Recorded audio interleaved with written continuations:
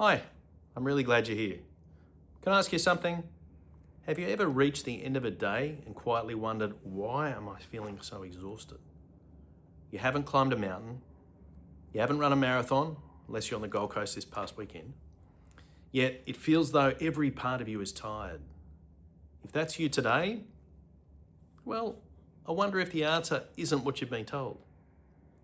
Many people are told they're simply not coping, they're overthinking, or that they need to toughen up. But what if something much more understandable has been happening all day? It's fascinating when we begin to understand how the human brain works. Your brain only makes up a small percentage of your body weight, yet it uses an extraordinary amount of your body's energy. Not because thinking is bad, but because your brain never really switches off. Even while you're sitting having a quiet cup of coffee, your brain is asking questions like, am I safe? What might happen next? Did I upset them? What if I fail? What if something goes wrong? And most of this happens completely outside of our awareness. It's one of the remarkable things about being human. Your brain is constantly making predictions about the future. Not because it's trying to make us anxious, but because for hundreds of thousands of years, predicting danger helped human beings survive. Imagine one of our ancestors hearing a rustle in the bushes, and if their brain assumed, it was just the wind, and it wasn't, that mistake could have cost them their life. The brain evolved to learn and lean towards caution, to notice potential danger before certainty. And while our world has dramatically changed, our brains haven't changed nearly as quickly. Today, the danger often isn't a lion, it's an unpaid bill, a relationship that's struggling, a message that hasn't been answered, a difficult conversation about tomorrow, or a teenager who seems distant, or simply wondering whether you're good enough.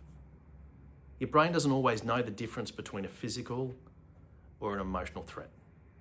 So it begins trying to solve all of them. It replays conversations, it imagines future scenarios, searches for mistakes, and analyzes every decision. Not because you're broken, because it's trying to protect you. I sometimes think of it like having hundreds of apps running in the background of your phone. Each one uses little battery, but when they're all running together, eventually your battery begins to drain. And minds can work in a very similar way. Perhaps you've been carrying concerns about money, wondering how you'll pay that next bill, thinking about someone you love who's hurting, trying to keep everyone else together, replaying an argument from yesterday, planning for something that hasn't even happened yet. None of those thoughts make you weak. They simply reveal that your brain has been working incredibly hard. And here's the beautiful part. Freedom doesn't begin when we stop our brains from producing thoughts. I don't think that's possible. The brain produces thoughts in much the same way that our heart beats. Its job is to generate possibilities, to imagine, predict, remember. The invitation today isn't to stop thinking, it's to become gently curious. When a worrying thought appears, can we pause and simply notice? Is this a fact, or is this my remarkable brain trying to protect me? That one changes everything. Because the moment we notice a thought, rather than automatically believing it, something inside us begins to soften. The nervous system often settles. The body takes a deeper breath. The mind no longer has to fight every imagined danger. And perhaps that's one of the greatest gifts we can offer ourselves. Not protection, not perfection, not a perfectly quiet mind, but a kinder relationship with the mind we already have.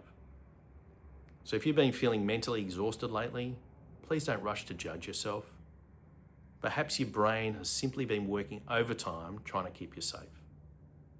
And maybe today, instead of criticizing yourself, you could quietly place a hand on your heart, take one slow breath, and simply say, thank you for trying to protect me. I know you've been working hard, but right now, in this moment, we're okay.